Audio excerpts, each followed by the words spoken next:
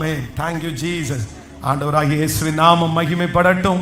So உங்கள் எல்லாருக்கும், இன்னும் ஆன்லைன் மூலமாக இந்த சத்தத்தை கேட்டிருக்கிற எல்லாருக்கும் என்னுடைய சார்பாக, குடும்பத்தினுடைய சார்பாக, கம்ஃபர்ட் சபையினுடைய எல்லா விசுவாச மக்கள், லீடர்ஸ் எல்லாருடைய சார்பாகவும் உங்களுக்கு எல்லாருக்கும் ஹாப்பி நியூ இயர், புது வருஷத்தினுடைய வாழ்த்துக்கள். ஆண்டவர் உங்களை பல மடங்கு ஆண்டவர் உங்களை ஆசீர்வதிப்பாராக.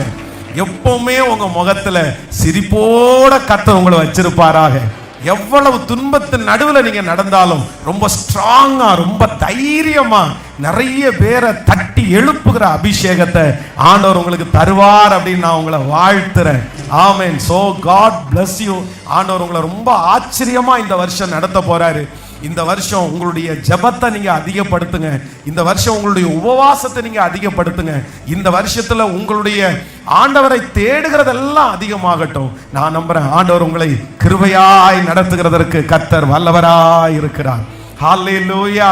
கைகளை அசைத்து ஒரு ஹல்லேலூயா சொல்லலாம். சோ பக்கத்துல இருக்கிற ஒரு 3 பேரையாவது ஆமென் மறைச்சிடாதீங்க. சும்மா அப்படியே வச்சிருங்க, அங்கே வச்சிருங்க, அந்த பக்கம். ஆமென். தள்ளி தள்ளி வச்சிருங்க. ஆமென். ஒரு 3 பேருடைய கரத்தை பிடிச்சு அப்படியே ஆமென், கரத்தை பிடிச்சு ஹாப்பி நியூ இயர். ஆண்டவர் இந்த வருஷம் உங்களை ஆசீர்வதிப்பார். சொல்லுங்க ஏதாவது ஒரு வார்த்தையை அவங்களுக்கு சொல்லி.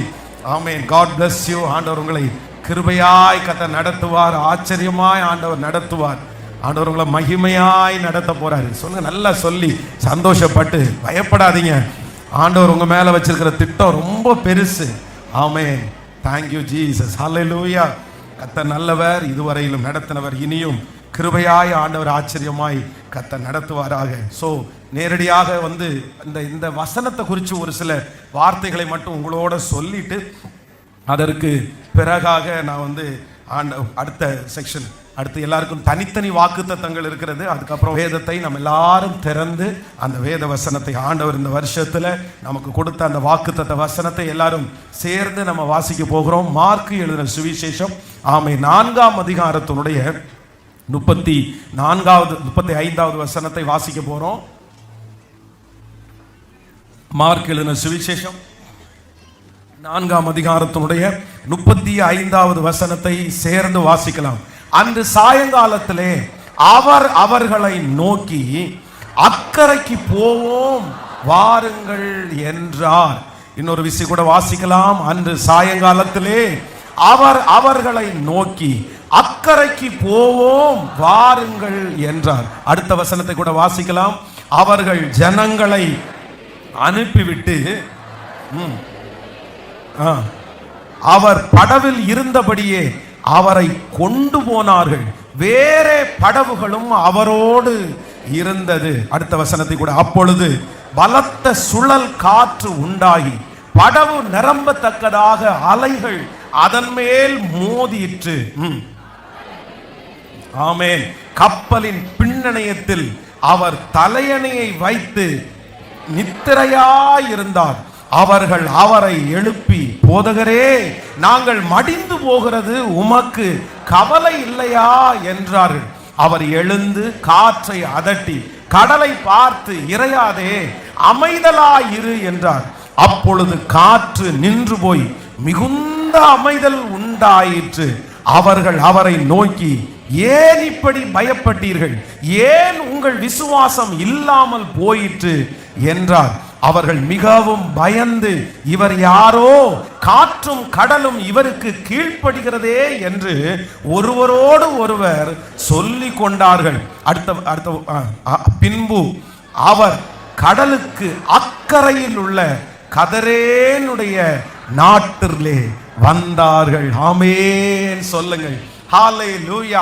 ஆண்டவருடைய பிள்ளைகளே, இந்த 2026வது ஆண்டுல ஆண்டவர் நம்மோடு கூட பேசுகிற ஒரு நல்ல வாக்குத்தத்த வசனம், அக்கறைக்கு போவோம் வாருங்கள். அக்கறைக்கு போவோம் வாருங்கள். தன்னுடைய சீடர்களை பார்த்து ஆண்டவர் நிறைய இடங்களிலே அவர்களை ஆண்டவர் கூட்டி கொண்டு போயிருக்கிறார். நிறைய இடத்திலே அவர்களோட ஆண்டவர் பிரயாணம் பண்ணி இருக்கிறார். ஆனா இந்த பிரயாணத்தினுடைய முடிவில், பொதுவாக ஒவ்வொரு ஊழியத்தினுடைய முடிவில், அந்த ஊழியம் முடிச்சதற்கு பிறகு சில நேரத்தில் ஆண்டவர் தனியா சில இடத்துல ஜெபம் பண்ண போனாலும் தன்னுடைய சீடர்களை பக்குவமா அதற்குரிய அவர்கள் தங்கக்கூடிய அந்த இடத்துக்கு அனுப்புறது வழக்கமா இருந்தாலும், இந்த இடத்துல ஆண்டவர் என்ன சொல்றார் அப்படின்னா, இல்ல நம்ம அக்கறைக்கு போவோம் வாருங்கள், அக்கறைக்கு போவோம் வாருங்கள். அந்த கரையில கதரேனுடைய நாடு இருக்கிறது. அந்த இடத்துல போகக்கூடிய எந்த வேலையும் இல்லை, அந்த இடத்துல போகக்கூடிய எந்த அப்பாயின்மெண்ட்டும் இல்லை. எதுக்காக இவர் போறாரு, ஏன் இவர் போறாரு அப்படின்ற கேள்வி கேட்கிற அளவுக்கு இவங்க துணியல்ல. ஆனா ஆண்டவர் ஒரு பெரிய அற்புதத்தை, ஒரு பெரிய திட்டத்தை அந்த கரையிலே கர்த்தர் வைத்து, இவர்களுக்கு எதுவுமே கர்த்தர் சொல்லாம அக்கறைக்கு போவோம் வாருங்கள் என்று அழைத்து, ரொம்ப அழகாய் அவ்வளவு புயல்கள் மத்தியிலே, அவ்வளவு பிரச்சனையின் மத்தியிலே, அந்த பிரயாணத்தினுடைய முடிவிலே ஒரு மிகப்பெரிய அற்புதத்தை அவர்களுக்கு நடத்தி காண்பிக்கிறார். நான் நம்புகிறேன் இன்றைக்கு ஆண்டவர் நம்மோடு கூட அதே வார்த்தையை தான் கர்த்தர் கிருபையாய் திருவலம் பற்றுகிறார். ஒருவேளை நீங்கள் அதை குறித்த கேள்வி கேட்கலாம், ஆண்டவரே எந்த கரைக்கு என்ன நீங்க கூட்டிட்டு போறீங்க, எந்த லெவலுக்கு நீங்க என்ன கூட்டிட்டு போறீங்க, என்னை எப்படி கூட்டிட்டு போக முடியும், நான் இந்த இடத்துல இருந்து எந்த லெவலுக்கு நான் போக முடியும், எனக்கு ஒன்றும் தெரியல. நான் நம்புறேன் அது கர்த்தருக்கு மட்டும்தான் தெரியும். உங்களை குறித்த திட்டம், உங்களை குறித்த நோக்கம் உங்களுக்கு தெரியாது, உங்களை பெற்றெடுத்தவர்களுக்கு தெரியாது, உங்களை சுற்றி இருக்கிறவர்களுக்கு தெரியாது. ஆனா கர்த்தர் கிருபையாய் வாக்கு கொடுக்கிறார், நான் இந்த ஆண்டு உங்களை ஒரு நெக்ஸ்ட் லெவலில் ஆண்டவர் கொண்டு போவேன் என்று கர்த்தர் வாக்கு கொடுக்கிறார். உங்களுடைய தொழிலிலே கர்த்தர் இதுவரையிலும் கண்டிராத அடுத்த ஒரு நெக்ஸ்ட் லெவலை ஆண்டவர் உங்களுக்கு தருவேன் என்று கர்த்தர் வாக்கு கொடுக்கிறார். இதுவரையிலையும் உங்களுடைய குடும்பத்திலே நீங்கள் பார்த்திராத அடுத்த நெக்ஸ்ட் லெவலை ஆண்டவர் உங்களுக்கு தருவேன் என்று கர்த்தர் வாக்கு கொடுக்கிறார். ஞானம் இல்லாதவன் என்கிற அந்த பேரை நிறைய பேர் வாங்கி இருக்கலாம், அசுத்தமான மனிதன் என்கிற பேரெல்லாம் வாங்கி இருக்கலாம். ஆனா கர்த்தர் கிருபையாய் வாக்கு கொடுக்கிறார், ஞானத்திலே அடுத்த லெவல்ல நான் உன்னை கொண்டு போய் நிறுத்துவேன் என்று. இந்த சத்தத்தை கேட்டுக்கொண்டிருக்கிற அத்தனை பேருக்கும் எந்தெந்த காரியத்தை எல்லாம் நீங்கள் செய்து கொண்டிருக்கிறீர்களோ அந்த காரியத்தில் எல்லாம் கர்த்தர் அடுத்த ஒரு படியை உங்களுக்கு கிருபையாய் தருவேன் என்று வாக்கு கொடுக்கிறார். நம்புறவங்க நல்ல கரங்களை தட்டி, நல்ல கரங்களை தட்டி ஆமென் ஹalleluya. உங்களுக்கான ஒரு விசேஷமான ஒரு இடத்தை கர்த்தர் ஆயத்தம் பண்ணி இருக்கிறார். உங்களுடைய குடும்பத்திலே யாரும் கண்டிராத ஒரு இடத்தை ஆண்டவர் உங்களுக்கு ஆயத்தம் பண்ணி இருக்கிறார். இதுவரையிலும் உங்களை சுற்றி இருக்கிற யாரும் போகாத ஒரு இடத்தை கர்த்தர் உங்களுக்கு ஆயத்தப்படுத்தி இருக்கிறார். உங்களுடைய படிப்பிற்கு, உங்களுடைய திறமைக்கு, உங்களுடைய சுற்றி இருக்கிற சூழ்நிலைக்கு மிஞ்சின ஒரு இடத்தை கர்த்தர் உங்களுக்காக ஆயத்தப்படுத்தி இருக்கிறார். இந்த வருடம் சாதாரணமான வருடம் அல்ல. நீங்கள் இருக்கிற இடத்தில் இருந்து கர்த்தர் இன்னொரு இடத்திற்கு உங்களை கொண்டு போகிற அந்த வருடமா இந்த வருடம் மாற போகிறது. இந்த வருடத்தை, இந்த சத்தத்தை கேட்கிற அநேகம் பேரை, மகனே இது உனக்குரிய இடம் அல்ல, மகளே இது உனக்குரிய இடம் அல்ல, தாயின் கருவில் உருவாகும் முன்னே தெரிந்து கொண்டு உங்கள் மேல் திட்டத்தை வைத்திருக்கிற கர்த்தர் இந்த 2026 வருடம் இன்னொரு இடத்திலே கர்த்தர் உங்களை கொண்டு போய் கர்த்தர் உட்கார வைக்க போகிறார். உங்க பிள்ளைய ஆண்டவர் இதை விட மகிமையான ஒரு இடத்துல ஆண்டவர் கொண்டு போய் உட்கார வைக்க போகிறார். உங்க வீட்டிலே இருக்கிற ஒரு நபரை கர்த்தர் அபிஷேகித்து வேறு விரித்து இருக்கிற இடத்தை விட்டு கர்த்தர் யாரும் அறியாத ஒரு பெரிய இடத்திலே கர்த்தர் உங்க பிள்ளையை கொண்டு போய் வைத்து அதன் மூலமாய் ஒரு ஆசீர்வாதம் தேடி வரும் என்று நம்புறவர்கள், இது தீர்க்க தரிசனமான வார்த்தை, இது தீர்க்க தரிசனமான வார்த்தை. அதற்கு வேண்டிய பலன் உங்களை கிருபையாய் தேடி வருகிறது. ஹalleluya ஆமென். ஒருவேளை சிலர் நினைக்கலாம், எனக்கு அந்த விருப்பமே இல்லை, எனக்கு அந்த வாஞ்சையே இல்லை, நான் அப்படி போகிறதுக்கெல்லாம் நான் விரும்பல, நான் எதுக்கு அப்படி போகணும், நான் எதுக்கு அப்படி வளரணும் அப்படின்னு எல்லாம் நீங்க நினைக்கலாம். ஆனா ஆண்டவர் வாக்கு கொடுக்கிறார், இல்ல, இந்த உலகத்துல சாதாரணமானவைகளாய் கர்த்தர் உங்களையும் என்னையும் படைக்கவே இல்லை. உங்களையும் என்னையும் கர்த்தர் ஸ்பெஷலா தான் ஆண்டவர் படைச்சிருக்கிறாரு. உலகத்திலே ஆண்டவர் படைத்த பல காரியத்தை பார்த்தீங்கன்னா எல்லா காரியமும் ஒண்ணு போல இருக்கும். அதுல போட்டோ எடுத்தா கூட நிறைய நேரத்துல நம்ம டிஃபரெண்ட் கண்டுபிடிக்க முடியாது, வித்தியாசத்தை கண்டுபிடிக்க முடியாது. ஆனா ஆண்டவர் படைச்சதிலேயே மிக பிரமிப்பான படைப்பு என்னன்னா மனுஷனுடைய படைப்பு. 1000 பேரை நிக்க வச்சு போட்டோ எடுத்தாலும் 1000 பேரும் வித்தியாசமா தான் தெரிவாங்க. 1000 பேருக்கு 2 கண்ணு தான், 1000 பேருக்கு 2 காலு தான், 1000 பேருக்கும் ஒரே மூக்கு தான், 1000 பேருக்கும் ஒரே வாய் தான். ஆனா அந்த காரியத்தை வச்சு கர்த்தர் டிஃபரெண்டா ஆண்டவர் படைச்சிருக்கிறாரு. காரணம் என்ன அப்படின்னு சொன்னா, நீங்களும் நானும் அவருடைய கரத்திலே இருக்கிற ஸ்பெஷலா இருக்கிறோம். ஆண்டவர் நம்ம எல்லாரையும் வித்தியாசமாய் வைத்திருக்கிறார். நீங்க ஒருவேளை ஒரு சாதாரணமான குடும்பத்துல பிறந்ததுனால நான் அடுத்த லெவல் போக முடியாதுன்னு நீங்க நினைக்கலாம். ஒருவேளை உங்களுக்குள்ள நிறைய தவறுகள் இருக்கிறதுனால நான் நிறைய தப்பு பண்ணிட்டேன், நான் எப்படி அடுத்த லெவல் போவேன் அப்படின்னு நினைக்கலாம். நீங்க அடுத்த லெவல் போக முடியாது என்கிறதற்காய் பிசாசு ஆயிரக்கணக்கான காரணத்தை உங்களுக்குள்ள கொண்டு போடலாம். நீ போக மாட்டப்பா, நீ இப்படி இருந்தா எப்படிப்பா போவ, நீ சோம்பேறியா இருந்தா எப்படி போவ, நீ ஜெபம் பண்ணாதவனா இருந்தா எப்படி போவ, நீ பரிசுத்தமா இல்லனா நீ எப்படி போவ, நீ இந்த இடத்துல சிக்கி இருக்கல்ல நீ எப்படி போவ அப்படின்னு உங்களை பார்த்து எதிர்மறையான கேள்வியை சத்துரு கேட்டுட்டே இருக்கலாம். ஆனா ஆவியானவர் உங்களை அக்கறைக்கு கூட்டிட்டு போகணும்னு கர்த்தருக்கு சித்தமானதானால், அவருடைய வார்த்தை உங்களுக்கு நேராய் வருமானால், நான் நம்புறேன் கர்த்தர் உங்களை அந்த இடத்திலிருந்து விடுதலையாக்குறதற்கு ஒரு கிருபையை கர்த்தர் அனுப்புவார். உங்களுக்குள்ள அந்த பரிசுத்தத்தை கர்த்தர் உங்களுக்குள்ள தருவார், அந்த ஞானத்தை ஆண்டவர் உங்களுக்குள்ள தருவார். அந்த இடத்திலிருந்து நீங்க விடுதலை ஆகிறதற்கு கர்த்தரே ஒரு வழியை கர்த்தர் ஆயத்தப்படுத்தி உங்களை நெக்ஸ்ட் லெவல் கர்த்தர் கொண்டு போகிறதற்கு கர்த்தர் வல்லவரா இருக்கிறார். பிரியமானவர்களே, எங்கள் அன்பு தேவ பிள்ளையே, இன்றைக்கு கர்த்தர் தீவிரமாய் கர்த்தர் உங்களோடு பேசுகிறார். நீ நெக்ஸ்ட் லெவல் போகிறதற்கு நீ ஆயத்தப்படு, நீ ஆயத்தப்படு, நீ ஆயத்தப்படு. இதையே பார்த்து உட்காராதீங்க, இந்த பிரச்சனையே பார்த்து உட்காராதீங்க, இந்த போராட்டத்திலேயே சுத்தி வராதீங்க. நான் நம்புறேன் கர்த்தர் உங்களுக்கு ஒரு முள் கொடுத்திருந்தாலும், ஒரு பலவீனம் கொடுத்திருந்தாலும், அது ஒரு நாளும் நெக்ஸ்ட் லெவலுக்கு உங்களை தடுத்து நிறுத்தாது. அப்போஸ்தலனாகிய பவுலுக்கு ஒரு முள் கொடுக்கப்படுகிறது. அந்த முள் அடிக்கடி அவனை குட்டும் சாத்தானுடைய தூதனா இருக்குது. ஆனா அந்த முள் வருத்தத்துக்குரிய முள். எதற்குமே ஜெபிக்காத பவுல் இந்த ஒரு முள்ளுக்காக ஜெபம் பண்றான். ஆண்டவரே, என்னால தாங்க முடியல, எது வேணாலும் நீங்க பண்ணுங்க ஆண்டவரே, ஆனா இந்த முள்ளை மட்டும் எடுத்துக்குங்க, என்னால தாங்க முடியல. பசியா இருந்த போது ஜெபம் பண்ணல, சரீரத்துல வந்து பலன் இல்லாத போது ஜெபம் பண்ணல, ட்ரெஸ் இல்லாத போது ஜெபம் பண்ணல, கள்ளர்களால வந்த மோசத்துல ஜெபம் பண்ணல, தன்னை அடிச்சு தூக்கி செத்துட்டான்னு வெளியில போகும்போது அப்ப கூட ஜெபம் பண்ணல. ஆனா இந்த ஒரு முள்ளுக்காக ஜெபம் பண்ணி இருக்காருன்னா அவ்வளவு அந்த முள் அவருக்கு பெயினா இருந்திருக்குது. ஆனா ஆண்டவர் என்ன சொன்னாரு தெரியுமா?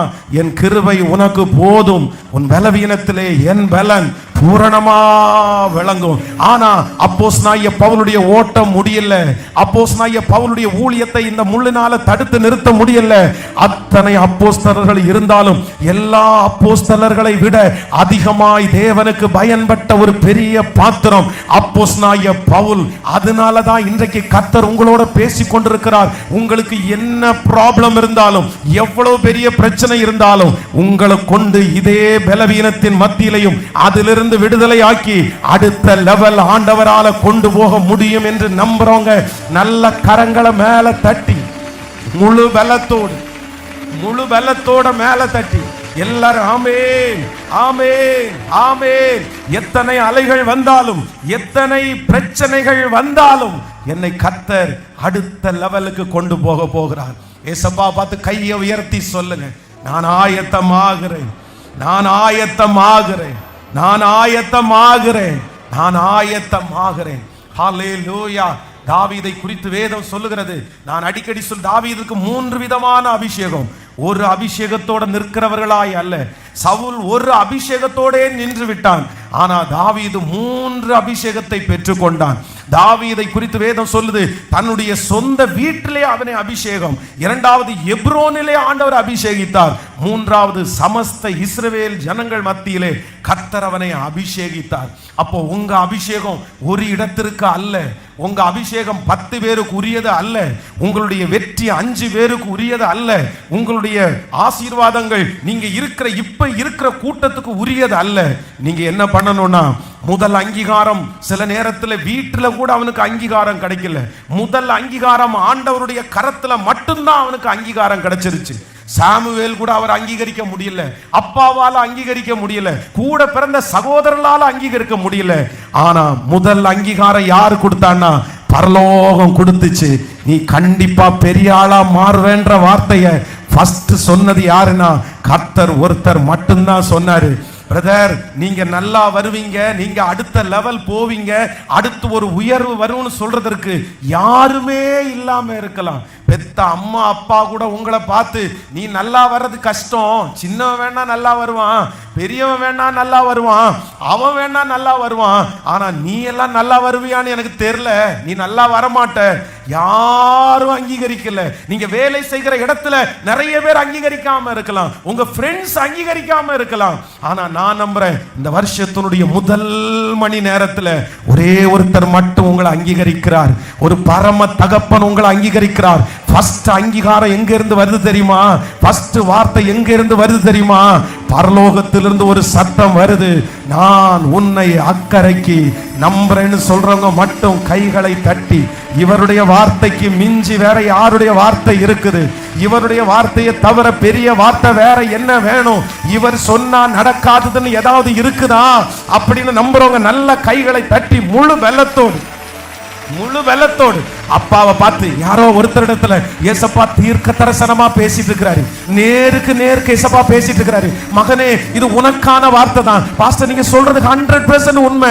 யாருமே அங்கீகரிக்கல பாஸ்டர், யாருமே அங்கீகரிக்கல. நான் நல்லா இருப்பேன்னு சொன்னா யாருமே சொல்ல மாட்டாங்க. உன் வாழ்க்கை என்னமா முடியுமோன்னு நிறைய பேர் பயப்படுறாங்க. உன் வாழ்க்கை என்னமா ஆகுமோன்னு எங்க அம்மா அப்பா என்னை பார்த்து கவலைப்படுறாங்க. எல்லாரும் கவலைப்படுறது மாதிரி தான் நான் இருக்கிறேன், எல்லாரும் எதிர்த்து பேசுற அளவுக்கு தான் நான் இருக்கிறேன், எல்லாரும் முடியாதுன்ற அளவுக்கு தான் நான் இருக்கிறேன். ஆனா ஒரே ஒருத்தர் மட்டும் சொல்றாரு, இல்ல இல்ல, நான் உன்னை அங்கீகரிக்கிறேன். வாலிப தம்பி தங்கச்சி, ஃபர்ஸ்ட் ஏசப்பா உன்னை அங்கீகரிச்சா போதும்பா, ஏசப்பா உன்னை அங்கீகரிச்சா போதும். நான் நம்புறேன், ஏசப்பா உன்னை அங்கீகரிக்கும் போது யாருமே உன் கூட இருக்க மாட்டாங்க, யாருமே உன்னை அப்படி பார்க்க மாட்டாங்க. ஏன்னா ஏசப்பா தாவீது அந்த இடத்துல அங்கீகரிக்கும் போது, ஏசப்பா அந்த தாவீதனுடைய வெற்றி யாருக்குமே தெரியாது. அவன் கொஞ்சம் ஆடுகளை தான் மேய்த்துட்டு இருந்தான், எல்லாருக்கும் மறைஞ்சுதான் இருந்தான். ஆனா ஏசப்பா அங்கீகரிச்ச ஒரு மனுஷனை உலகமே அங்கீகரிக்கிற ஒரு நாள் வந்துச்சுல்ல. இன்னைக்கு ஏசப்பா உங்களை அங்கீகரிக்கிறதுனால நான் விசுவாசிக்கிறேன், கர்த்தர் உங்களுக்கு பெத்தேல் மட்டும் உங்களை போகிறதற்கு கர்த்தர் அழைக்கல, கில்கால் மட்டும் ஆண்டவர் உங்களை போகிறதற்காய் கர்த்தர் உங்களை அழைக்கல. கர்த்தர் உங்களுக்கு கிருபையாய் கர்த்தர் வாக்கு கொடுக்கிறார், நீ யோர்தானுக்கு போய் எலியாவினிடத்திலே இருக்கிற அந்த 2 மடங்கு அபிஷேகத்தை நம்புறவங்க கைகளை தட்டி, கணுக்கால் அளவு அல்ல, முழங்கால் அளவு அல்ல, நீந்தி நீந்தி மூழ்கத்தக்கதாய், மிதந்து மிதந்து மகிழத்தக்கதாய் என்னை அக்கறைக்கு கூட்டிட்டு போகிற கர்த்தர். ஹல்லேலூயா. மேற்கு கிழக்கு வடக்கு தெற்கு நான் பரம்ப போகிறேன். ஹல்லேலூயா, பரம்ப போகிறேன். நான் இந்த பிரசங்கம் பண்ணி கொண்டிருக்கும் போதே யாரோ ஒருத்தர் தேடி ஒரு அங்கீகாரம் வர்றது மாதிரி நான் ஃபீல் பண்றேன். இதுவரைக்கும் அங்கீகரிக்காத நிறைய பேரை பார்த்து கர்த்தர் பரலோகத்திலிருந்து அங்கீகரிக்கிறத மாதிரி நான் ஃபீல் பண்றேன். இல்ல, நான் உன் கூட இருக்கிற மகனே மகளே, நான் உன் கூட இருக்கிறேன். நான் நிச்சயமா உன்னை கொண்டு போவேன். நிச்சயமா இந்த சூழ்நிலை உனக்கு மாறும். இது நிச்சயமா இந்த சிச்சுவேஷன் உனக்கு சாதகமா மாற போகுது. நான் ஒரே ஒரு கயிறை உனக்காக அனுப்புவேன், நான் ஒரே ஒரு உதவியை உனக்காக அனுப்புவேன். உனக்காக நிறைய ராஜா அரண்மனைகள் திறக்க போகிறது. இந்த ஆண்டு உங்களுக்காக எனக்காக ராஜ அரண்மனையினுடைய கதவுகள் நமக்காக திறக்க போகுது. விசுவாசிக்கிறவர்கள் மட்டும் கரங்களை தட்டி ஆமென். அக்கறைக்கு கொண்டு போக, மேற்கு கிழக்கு ஆமென், அக்கறைக்கு கொண்டு போவதற்கு எனக்கு ஒரு வழி, எனக்காக ஒரு ராஜ அரண்மனை. எனக்காக திறக்க போகிறது. ஆமென். வேதத்துல அப்போஸ்தலர் நடபடிகளில் ஆண்டவர் ஒரு பிரயாணத்தை கரத்தை பிடித்த ஆண்டவர் அக்கறைக்கு கூட்டிட்டு போறார். அந்த சம்பவத்தை சுருக்கமா கொஞ்ச நேரத்துல இந்த நியூ இயர்ல கண்டிப்பா ஆண்டவர் இந்த வார்த்தையை என்னுடைய இருதயத்துல தந்ததுனால உங்களோட பேசி உங்களுக்காக ஜெபிக்க போறேன். நிச்சயமாய் கர்த்தர் சொல்லுகிற வார்த்தை ஒன்று கூட தரையிலே விழுவதே இல்லை. ஆமென். வாசிக்கலாம். எல்லாரும் வேதத்தை திறந்து ஒரு வசனத்தை வாசிக்கலாம். அப்போஸ்தலர் நடபடிகள் 27ஆம் அதிகாரத்தினுடைய 1வது வசனத்திலிருந்து ஒரு சில வசனங்களை வாசிக்கலாமா? அப்போஸ்தலர் 27ஆம் அதிகாரத்தினுடைய ஆமென் தாங்கி 27ஆம் அதிகாரம் 1வது வசனம். நாங்கள் இத்தாலியா தேசத்திற்கு கப்பல் ஏறி போகும்படி தீர்மானிக்கப்பட்ட போது பவுலையும் காவலில் வைக்கப்பட்டிருந்த வேறு சிலரையும் அகஸ்து பட்டாளத்தை சேர்ந்த யூலியு என்னும் பெயர் கொண்ட 100க்கு அதிபதியிடத்திலே ஒப்புவித்தார்கள். அது ஊர்க்கப்பலிலே நாங்கள் ஏறி ஆசியா நாட்டினுடைய கரை தேட வேண்டும் என்று நினைத்து புறப்பட்டோம். மக்கதோனியா தேசத்திற்கு தெசலோனிக்கியா பட்டணத்தை ஆகிய அரிஸ்தாக்கு எங்களோட கூட இருந்தான். கவனிங்க ஆண்டவருடைய பிள்ளைகளே, இந்த இடத்துல என்ன அப்படின்னு சொன்னா ஒரு கப்பல் பிரயாணத்தை குறித்து இந்த இடத்துல வாசிக்கிறோம். அப்படின்னா இதுல எத்தனை பேர் டிராவல் பண்றாங்கன்னா கிட்டத்தட்ட 276 பேர் இந்த கப்பலிலே ஒரே கப்பலிலே இருக்கிறார். இதுல இருக்கிறதுல கிட்டத்தட்ட 90% பேர் யார் அப்படின்னா ஏதோ ஒரு பிரச்சனையினாலே அரெஸ்ட் பண்ணப்பட்டு ஒரு கைதிகள் என்கிற நிலைமையில 90% இருக்கிறார். 10% பேர் அந்த கப்பலை ஓட்டுறவங்க, பழுது பார்க்கிறவங்க, அப்புறம் அங்க இருக்கிற தலைவர்கள், இப்படி கிட்டத்தட்ட 276 பேர் டிராவல் பண்ற அந்த ஒரே ஒரு அந்த கப்பல்ல ஒரே ஒரு மனுஷன் மட்டும் ஆண்டவருடைய பிள்ளை அப்போஸ்தலனாகிய பவுல். வேற யாருக்கும் அவ்வளவு ஆண்டவரை பற்றி தெரியாது, ஆண்டவரோட அவங்க நெருக்கமா இல்லை. ஆனா இந்த கப்பல் இப்பொழுது இத்தாலியா போறதுக்கு அப்படியே அது ரெடி ஆகி எல்லாம் கிளம்பி போயிட்டே இருக்கிற வேளையில இடையிலே பயங்கரமான ஒரு புயல் அடிக்குது, காற்று வருது. அப்போ இந்த பரிசுத்தவான் இந்த தேவனுடைய பிள்ளை இப்படி நம்ம போக வேண்டாம், இது ரொம்ப ஆபத்தா இருக்குது அப்படின்னு சொல்லும் போது அங்க இருக்கிற அந்த கப்பல் ஓட்டுறவரு இந்த மனுஷனுடைய வார்த்தையை, ஆண்டவருடைய பிள்ளைய வார்த்தையை பெருசா எடுக்காம அந்த மாலுமியினுடைய வார்த்தைக்கு கீழ்ப்படிஞ்சு அந்த கப்பல் தொடர்ந்து பிரயாணம் பண்ணுது. ஆனா அந்த கப்பல் பிரயாணம் பண்ணி போகும்போது பயங்கரமான காற்று, இருள் வெளிச்சத்தையே பார்க்க முடியாத அளவிற்கு, சூரியனே பார்க்க முடியாத அளவிற்கு, கிட்டத்தட்ட நீங்க அந்த வேதத்துல வாசிப்பீங்கன்னா 20 நாட்கள், கிட்டத்தட்ட 20 டே, 20 நீங்க வாசிக்கும் போது அநேக நாட்களாய் 20வது வசனத்தை வாசிக்கும் போது அநேக நாட்களாய் சூரியனையாவது நட்சத்திரங்களையாவது காணப்படாமல் மிகுந்த பெரும் மழையிலே அடித்து கொண்டிருந்தபடியினால் இனி தப்பி பிழைப்போம் என்கிற நம்பிக்கை முற்றிலும் அற்று போயிற்று. அப்படின்னா சூரியனை பார்க்கல, சந்திரனை பார்க்கல. வேதம் சொல்லுது இவங்க கிட்டத்தட்ட ஒரு 14 நாட்களாக சாப்பிடாம வேற இருக்கிறாங்க, யாருமே சாப்பிடல. இப்படிப்பட்ட ஒரு நெருக்கமான ஒரு நேரத்துல ஒரே ஒரு மனுஷன், அங்க தேவ மனுஷன் இருக்கிறான். அந்த தேவ மனுஷனிடத்திலே கர்த்தருடைய வார்த்தை வருது. என்ன வார்த்தை வருது அப்படின்னா, பவுலே பவுலே நீ பயப்படாதே. 24வது வசனத்தை வாசிக்கும் போது, பவுலே நீ பயப்படாதே, நீ ராயனுக்கு முன்பாக நிற்க வேண்டும். இதோ உன்னோட கூட யாத்திரை பண்ணுகிற யாவரையும் தேவன் உனக்கு தயவு பாராட்டினார். ஆமென். அந்த ஒரே 276 பேர்ல ஒரே ஒரு தேவ மனுஷன் இருந்த அந்த ஒரு மனுஷனுக்காக, அந்த ஒரு தேவ பிள்ளைக்காக உடைந்து போகும் இனி அந்த கப்பல் சரியாகாது என்று நினைத்த அந்த கப்பலை கர்த்தர் பத்திரமாய் கரை சேர்த்தும்படியாய் கர்த்தர் கிருபையாய் தயவு பாராட்டினார். நான் நம்புகிறேன் உங்கள் ஒரே ஒருவருக்காக 276 பேர் நடுவிலே ஒரு மனுஷனுக்கு கர்த்தர் கொடுத்த வாக்குத்தத்தம், நீ ராயனுக்கு முன்பாக நிற்க வேண்டும். நீ ராயனுக்கு முன்பாக நிற்க வேண்டும். இந்த சத்தத்தை கேட்கிற யாரோ ஒரு சிலரை பார்த்து கர்த்தர் கிருபையாய் வாக்கு கொடுக்கிறார். நீங்கள் சாத்தானுக்கு முன்பாக நிற்க வேண்டியவர்கள் அல்ல. நீங்க உங்களுக்கு எதிராய் பேசுகிற மனிதர்களுக்கு முன்பாக நிற்க வேண்டியவர்கள் அல்ல. நீ இந்த சாதாரணமானவர்களுக்கு முன்பாக நிற்க வேண்டியது அல்ல. ஒரு மனுஷனுக்கு முன்னாடி கை கட்டி நிற்க வேண்டிய மனிதன் அல்ல. ஒரு பொண்ணுக்கு முன்னாடி, ஒரு பையனுக்கு முன்னாடி, ஒரு அசுத்தத்திற்கு முன்னாடி நீ கை கட்டி நிற்க வேண்டிய நபர் அல்ல. கர்த்தர் இன்னைக்கு சிலரை பார்த்து ஸ்ட்ரைட்டா பேசுறாரு. நீ ராஜாக்களுக்கு முன்பாக நிற்கும்படியாய் அழைக்கப்பட்ட தேவனுடைய பிள்ளை. நீ இப்பொழுது நிற்கிற இடம் உனக்குரிய இடம் அல்ல. நீ இப்பொழுது அமர்ந்திருக்கிற இடம் உனக்குரிய இடம் அல்ல. நீ இப்பொழுது போராடி கொண்டிருக்கிற இடம், அந்த இடம் உனக்குரிய இடம் அல்ல. சத்துரு உன்னுடைய மூளையை மங்க பண்ணி உங்களை அந்த இடத்துல உட்கார வச்சிருக்கிறான். ஏதோ ஒன்றை கொடுத்து அந்த இடத்துல உட்கார வச்சிருக்கிறான். ஆனா கர்த்தர் இன்னைக்கு கிருபையாய், தயவாய் கர்த்தர் உங்களிடத்தில் பேசுகிறார். நீ ராயனுக்கு முன்பாக நிற்கும்படியாக இன்றைக்கு புறப்படுகிற ஆவியானவர் இந்த மைதானம் முழுவதும் அவருடைய மகிமை கடந்து வருகிறது. இந்த வருடம் ராயனுக்கு முன்பாக நீங்கள் நிற்க போகிறீர்கள். ராயனுக்கு முன்பாக கர்த்தர் உங்களை நிறுத்த போகிறார். அதிகாரிகள் மத்தியிலே கர்த்தர் நிறுத்த போகிறார்.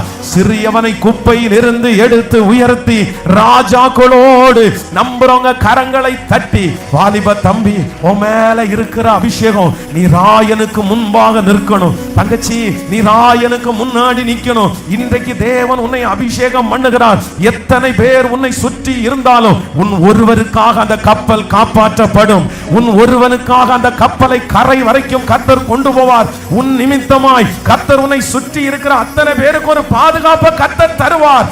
அவ்வளவு ஸ்பெஷல் அனாயிண்டிங் நம்ம மேல இருக்குதுன்னு நம்புறவங்க மட்டும் நல்ல கரங்களை தட்டி ஆமே. இந்த முதல் நாளில், இந்த முதல் மணி நேரத்தில் நிறைய பேரா ஆண்டவர் நிரப்பி கொண்டிருக்கிறார். நீங்கள் இப்பொழுது கைகளை தட்டி கொண்டிருக்கும் போது அந்த பலவீனம் உங்களை விட்டு மாறுகிறது. அக்கறைக்கு போவதற்கு இருக்கிற தடைகள் இப்பொழுது மாறுகிறது. Thank you Jesus. பவுலே, நீ பயப்படாதே. மகனே, நீ பயப்படாதே. இந்த பிரயாணத்தை பற்றி நீ பயப்படாதே. இந்த நெருக்கத்தை பார்த்து நீ பயப்படாதே. அடிக்கிற காற்றை பார்த்து நீ பயப்படாதே. ஓ, எரியாமல் இருக்கிற சூரியனை பார்த்து நீ பயப்படாதே. இந்த இருளை பார்த்து நீ பயப்படாதே. இந்த பசியை பார்த்து நீ பயப்படாதே. இந்த சூழ்நிலையை பார்த்து பயப்படாதே. நீ ராயனுக்கு முன்பாக நிற்கிறதற்கு அணைந்த சூரியன் மறுபடியும் வெளிச்சம் கொடுக்கும். ஆமென். அடித்துக் கொண்டிருக்கிற காற்று உனக்கு முன்பாக நிற்கும். இதோ சீக்கிரமாய் கரங்களை தட்டும் போதே அந்த காரியத்தை எஸ் எஸ் எஸ் ஆண்டவர் ஆரம்பிச்சிட்டாரு. நிறைய பேருடைய வாழ்க்கையில ஆரம்பிச்சிட்டாரு. அந்த புயல் தடுத்து நிறுத்த போகிறது. இதோ ஒளி கொடுக்காத அந்த சூரியன் திரும்ப நிறைய பேருடைய வாழ்க்கையில இந்த வருஷத்துல எஸ் எஸ் நல்லா ரிசீவ் பண்ணி எஸ் ஜெபமணி அந்த அக்கினி நிறைய பேர் மேல பற்றி எரியட்டும்.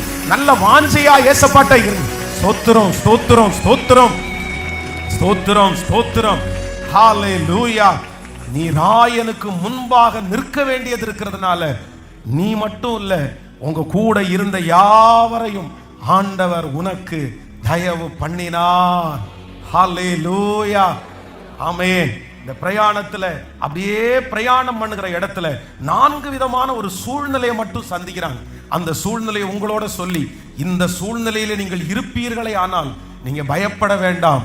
ஆண்டவர் உங்களை எப்படி நிறுத்த போறாருன்னா ராயனுக்கு முன்பாக. சொல்லுங்க, ஏன்னா கர்த்தர் ராயனுக்கு முன்பாக. இந்த வருஷம் முடிகிறதுக்கு முன்னாடி நீங்க நிறைய பேர் உயர்ந்த இடத்துல போய் நின்று ஃபேஸ் டு ஃபேஸ் கர்த்தர் உங்களை பார்க்க வைப்பாரு. நிறைய பேருடைய முகத்தையே பார்க்குற அளவிற்கு தைரியம் இல்லாத நிறைய பேர் இருக்கிறீங்க. குமிஞ்சு நடக்கிற நிறைய பேர் இருக்கிறீங்க. எனக்கு யாரையும் எதிர்கொள்றதுக்கு பலனே இல்லைன்ற நிறைய பேர் இருக்கிறீங்க. ஆனா ஆண்டவர் உங்களை எங்க கொண்டு போய் உட்கார வைக்க போறாருன்னா, ஆமென், பவுலே பவுலே பவுலே, நீ பயப்படாதே, நீ பயப்படாதே. நீ ராயனுக்கு முன்பாக நிற்கும்படியாய் அழைக்கப்பட்ட தேவனுடைய பிள்ளை. இன்னைக்கு கடன்காரர்களை பார்த்து ஓடி ஒதுங்கலாம். இன்னைக்கு திட்டிடுவாங்களோன்னு பார்த்து ஓடி ஒதுங்கலாம். இன்னைக்கு அவங்க வரும்போது தூரத்துல நீங்க போகலாம். ஆனா ஏசப்பா உங்களை அபிஷேகிக்க போறாரு. ஏசப்பா உங்களை தைரியப்படுத்த போறாரு. ஏசப்பா உங்க கூட இருக்க போறாரு. ஏசப்பா இந்த வருஷத்துல உங்களுக்கு ஒரு தரிசனத்தை ஏசப்பா உங்களுக்கு தர போறாரு. நீங்க லிட்டரலா நீங்க பயந்துட்டு இருக்கும்போது உங்க முதுக தட்டி கர்த்தர் பயப்படாதேன்னு உங்களை தேற்றுறத நீங்க நிறைய பேர் உணர போறீங்க. எனக்கு தெரியும் அந்த அபிஷேகம் இப்பவே நிறைய பேர் மேல பற்றி பிடிச்சு ரம் தமா ரஹதலரமா நிறைய பேரோட ஆண்டவர் தீர்க்க தரிசனமா பேசிட்டு இருக்கிறாரு. இந்த வருஷம் கர்த்தர் தான் உங்களை இந்த இடத்துல கொண்டு வந்திருக்கிறாரு. இந்த வருஷம் இந்த சாத்தத்தை கேட்கிறதுக்கு இயேசப்பா தான் உங்களை கூட்டிட்டு வந்திருக்கிறாரு. இல்ல உன் பிள்ளைய நான் ராயனுக்கு முன்பாக நிற்க வைப்பேன். உன் மகா ராஜாக்களுக்கு முன்பாக நிற்பான். உங்க மகன் ராஜாக்களுக்கு முன்பாக நிற்பான். ஆமே, அது வரைக்கும் இந்த பிரயாணத்தில் எந்த சேதமும் வராது. அக்கறைக்கு போகிறதற்கு கரத்தை பிடிச்ச தெய்வம் நிச்சயமாய் அழைத்து செல்லுகிறதற்கு வல்லவராய் இருக்கிறார். ஆமென். நம்பர் 1 வேகமாய் சொல்லி நான் முடிக்க போறேன்.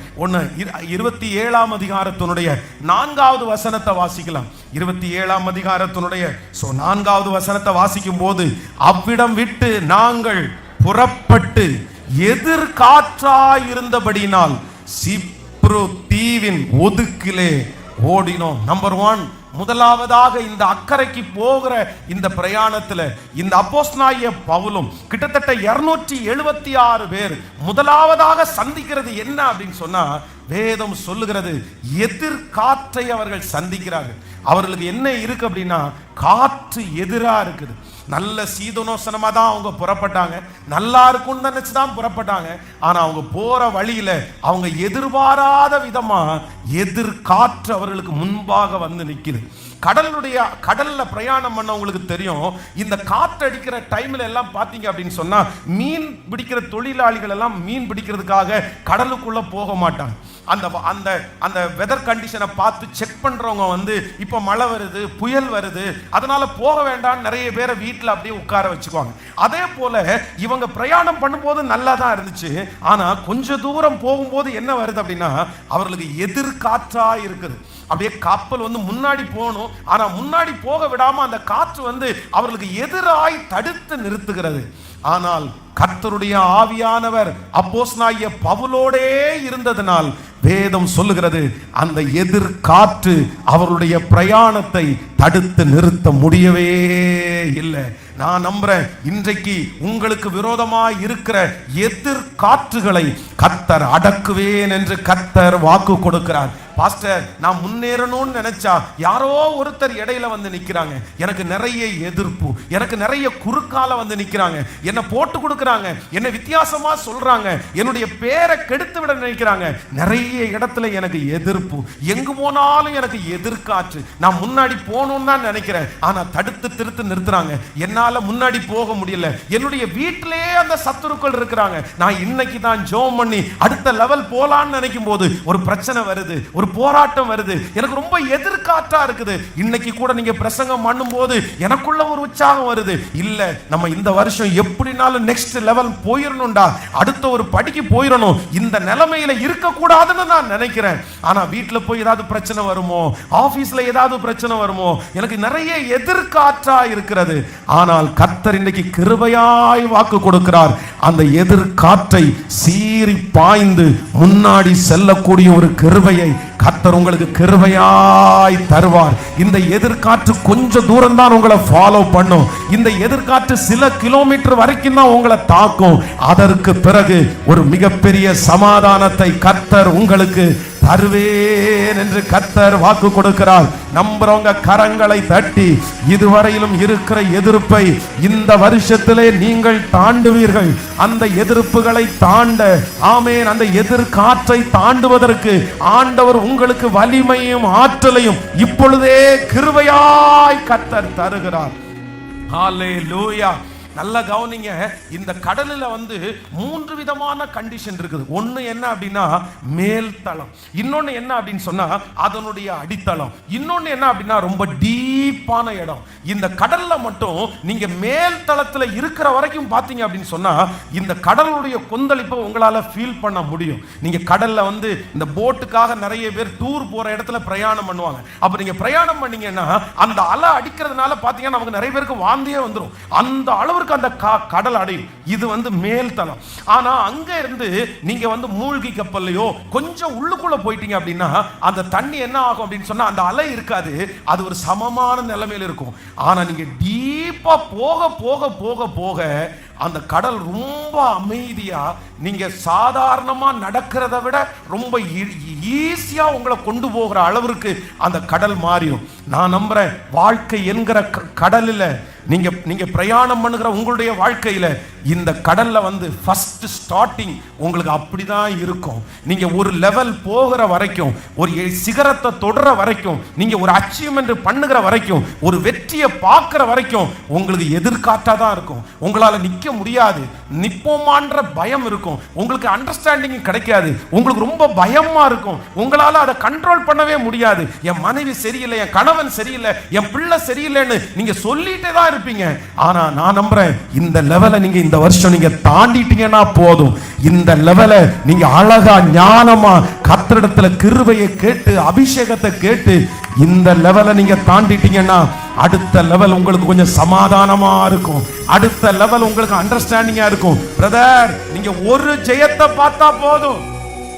மகனே, நீங்க ஒரு ஜெயத்தை பார்த்தா போதும். ஒரு ஜெயத்தை பார்த்தா போதும். எனக்கு தெரியும், நான் ஸ்கூல்ல 10th வரைக்கும் படிச்சிருக்கிறேன். 10th வரைக்கும் ஸ்கூல்ல படிக்கும் போது ஒரு நாள் கூட ஸ்கூலுக்கு போறதுக்கு ஆசைப்பட்டு போனதில்லை. ஒன் டே கூட, ஒரு நாள் கூட விருப்பப்பட்டு ஸ்கூலுக்கு போனதில்லை. எப்ப ஸ்கூலுக்கு போனாலும் ஸ்கூல் லீவ் விட மாட்டாங்களா, யாராவது ஒருத்தர் இறந்து போயிட மாட்டாங்களா அப்படின்னு எல்லாம் நினைச்ச நாட்கள் இருக்குது. ஆனா அதே ஸ்கூல்ல படிச்ச நிறைய பிள்ளைங்க அந்த ஸ்கூல்ல லீவ் விடும்போது ஸ்கூல் திறக்கல, ஸ்கூல் திறக்கல, ஸ்கூல் திறக்கல அப்படின்னு வாஞ்சியா இருக்கிறவங்கள பார்த்திருக்கிறேன். எனக்கும் அவங்களுக்கு என்ன வித்தியாசம் தெரியுமா? நான் படிக்கல, நான் முட்டாள், அவன் படிச்சவன். படிச்சவனுக்கு, ஒரு ஜெயத்தை பார்த்தவனுக்கு, 100க்கு 90 மார்க் எடுத்தவனுக்கு, 100க்கு 100 மார்க் எடுத்தவனுக்கு ஸ்கூலுக்கு வர்றது இன்ட்ரெஸ்டா பார்த்திருக்கிறேன். 0 எடுத்த எனக்கு இன்ட்ரெஸ்ட் இல்லாததை நான் பார்த்திருக்கிறேன். அப்போ ஒரு ஜெயத்திற்கு பின்னாடி ஒரு பெரிய போல்ட்னஸ் இருக்குது, ஒரு வெற்றிக்கு பின்னாடி ஒரு பெரிய போல்ட்னஸ் இருக்குது. வாலிப தம்பிங்க தங்கச்சிங்க எல்லாருமே கேளுங்க, வாலிப தங்கச்சிங்க தம்பிங்க எல்லாருமே கேளுங்க, நீ ஜெயிச்சாதாண்டா உனக்கு ஒரு தைரியமே வரும். நீ ஜெயிச்சாதாண்டா. தாவீதை குறித்து வேதம் சொல்லுது, அத்தனை பேரும் கோலியாத்துக்கு முன்பாக நிற்கிறதுக்கு பயப்படும் போது தாவீது மட்டும் கோலியாத்துக்கு முன்ன நின்னதுக்கு காரணம் என்ன தெரியுமா? சிங்கத்தை ஜெயிச்சேன், கரடியை ஜெயிச்சேன், இந்த பெலிஸ்தீன் ஏமாத்திரம். ஏற்கனவே ஒரு ஜெயத்தை பார்த்த ஒருத்தனுக்கு இன்னொரு வெற்றியை நோக்கி போற ஒரு பிரச்சனை நிற்கும் போது அந்த பிரச்சனையை பார்த்து அவனுக்கு பயம் இல்லை, அந்த பிரச்சனையை எப்படி மேற்கொள்ளலாம்ன்ற ஐடியாவும் கிருபையை மட்டும்தான் கேட்பான். அதனால நான் உங்களை ஃபர்ஸ்ட் நம்பர் 1 இந்த வருஷம் கர்த்தர் வாக்கு கொடுக்கிறார், உங்க பிரயாணத்துல கப்பல்ல ஏசப்பா ஏறிட்டாரு. எத்தனை பேர் ஆமோதிக்கிறீர்கள்? ஏசப்பா உங்க படகுல ஏறி தூங்கினாலும் பிரச்சனை இல்லை, விழிச்சிருந்தாலும் பிரச்சனை இல்லை, அவர் இருந்தாலே அந்த கப்பல் கண்டிப்பா கெனசரேத்துக்கு போய் சேரத்தான் செய்யும். கெனசரேத்துக்கு கண்டிப்பா அது போய் தான் செய்யும். நம்பர் 1, முதலாவதாக 276 பேரோட இருக்கிற இந்த கப்பலுக்கு ஃபர்ஸ்ட் வர்ற போராட்டம் என்னன்னா எதிர்காற்று. என்ன காற்று? சத்தமா சொல்லுங்க, சத்தமா சொல்லுங்க, இப்ப சொல்லுங்க. எதிர்காற்றை குறிச்சு பயமே இல்லை. கொஞ்ச தூரம் அப்படிதான் இருக்கும், தாண்டினீங்கன்னா சரியா போயிடும். ஒரு 3 பேருடைய கையை பிடிச்சு சொல்லுங்க, எதிர்காற்றை தாண்டிட்டீங்கன்னா போதும், எதிர்காற்றை தாண்டிட்டீங்கன்னா போதும், அடுத்த லெவல் ரொம்ப சமாதானமா இருக்கும். சொல்லுங்க, சத்தமா சொல்லுங்க. ஹல்லேலூயா, ஆமென். அப்படியே போயிட்டு இருக்கிற அபிஷேகம் எதை வச்சும் குறையக்கூடாது, யாரை வச்சும் குறையக்கூடாது. சத்தமா ஆமோதிக்கிறீங்களா இல்லையா? ஹல்லேலூயா, ஹல்லேலூயா. இனி மனைவி திட்டினாலும், கணவன் திட்டினாலும், அம்மா வருத்தப்படுத்தினாலும், அப்பா வருத்தப்படுத்தினாலும் தரிசனத்தை மட்டும். சிலருக்கு அதான் எது எடுத்தாலும், என்ன எடுத்தாலும் யாராவது ஒருத்தர் திட்டாங்களா, யாராவது ஒருத்தர் எடுத்துட்டாங்களா, உடனே போய் பூனைக்குட்டி மாதிரி பின்னாடி போயிடுது. ஐயோ நமக்கெல்லாம் ஆகாதுங்க, இந்த பொண்டாட்டி வச்சு என்னங்க பண்றது, இந்த கணவனை வச்சு என்னங்க பண்றது, இந்த பிள்ளைங்களை வச்சு என்னங்க பண்றது. உலகத்துல ஜெயித்தவர்கள் எல்லாருமே இப்படிப்பட்ட எதிர்காற்றை தாண்டி வந்திருக்கிறவங்க தான். ஆமோதிக்கிறீங்களா இல்லையா? பக்கத்துல கையை பிடிச்சி சொல்லுங்க, எதிர்காற்றை பார்த்து ஓடி ஒளியாதீங்க, எதிர்த்து போராடி முன்னாடி போங்க. ஏன்னா உங்களோட ஏசப்பா இருக்கிறாரு. நீ ராஜாவுக்கு முன்னாடி நிக்கணும். சொல்லுங்க, எல்லாரும் சொல்லுங்க, நீங்க ராஜாவுக்கு முன்னாடி நான் இந்த பிரசங்கம் பண்ணும் போதே ஆதங்கத்தோட பிரசங்கம் பண்றேன், வைராக்கியத்தோட பிரசங்கம் பண்றேன். எப்படியாவது உங்களுக்குள்ள இந்த ஆசை வந்துராதான்னு அப்படி நான் உள்ளுக்குள்ள அழுது ஜெபம் பண்ணிட்டு தான் பிரசங்கம் பண்றேன். எப்படியாவது, ஏன்னா நான் நினைக்கிறேன், அவ்வளவு பின்தங்கி ஒண்ணுமே இல்லாம, ஒரு முகவரியே இல்லாம, அப்பா நெய்ம் அம்மா நெய்ம் எதுவுமே இல்லாம கர்த்தர் என்ன உங்களுக்கு முன்னாடி சாட்சியா நிறுத்த முடியும்னா உங்களை ராயனுக்கு முன்னாடி நிக்க வைக்க மாட்டாரா? பிரதர், நீங்க நிக்கணும் பிரதர். ராயனுக்கு முன்பாக நிக்கணும், நிக்க வைக்கிற ஒரு தேவன் இருக்கிறார். உங்களை நிக்க வைக்கிற தேவன் ஒருவர் இருக்கிறார். உங்களை ஒரே ஒருத்தர் மூலமாய் கர்த்தர் அந்த அற்புதத்தை செய்கிறதற்கு வல்லவராய் இருக்கிறார். ஆமென், ஹalleluya. என் தேவனால் கூடாதது ஒன்றுமே இல்லை. ஆமென். நம்பர் 2, இரண்டாவதாக இந்த கப்பல் பிரயாணம் பண்ணுகிற 276 பேரோட பிரயாணம் பண்ணுகிற இந்த இரண்டாவது கப்பல் சந்திக்கிற இந்த கப்பல் சந்திக்கிற இரண்டாவது பிரச்சனை வாசிக்கலாம். நீங்கள் 27ஆம் அதிகாரத்தை 27ஆம் அதிகாரத்தில் 10வது 11வது வசனத்தை வாசிக்கலாமா? ஆமென். 10, 11.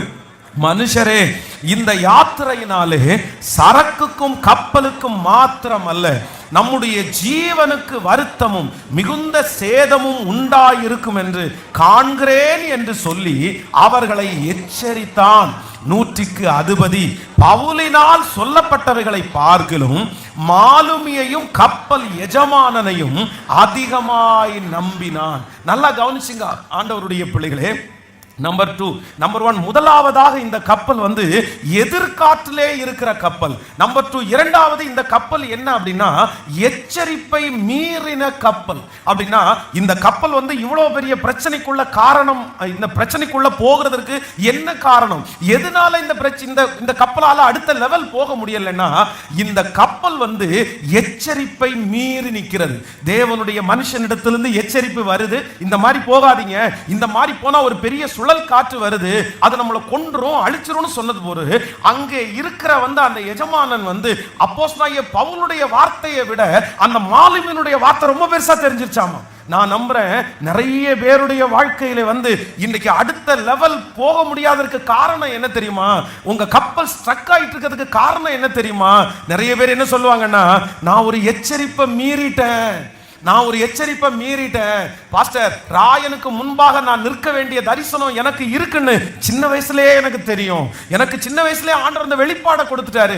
ஆனா ஆண்டவர் எவ்வளவு சொல்லியும் நான் கேட்கல, நான் கீழ்ப்படியல, நான் விட்டுட்டேன், நான் இழந்துட்டேன், நான் அபிஷேகத்தை இழந்துட்டேன், ஆண்டவர் என்னை கைவிட்டுட்டாரு, நான் இப்ப ஆண்டவருக்குள்ள இல்ல, நான் ரொம்ப பாவியா இருக்கிறேன், நான் ரொம்ப பாவம் செய்தவனா இருக்கிறேன். நான் நம்புறேன் எத்தனை நாள் நீ இதே மாதிரி பாவியா இருக்க போறீங்க?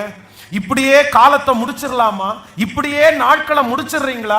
இப்படியே நீங்க போக போக போக சத்துரு எப்பொழுதுமே நெகட்டிவ் உங்களுக்குள்ள தந்து அழிவின் பாதையில தான் உங்களை கொண்டு போவான்.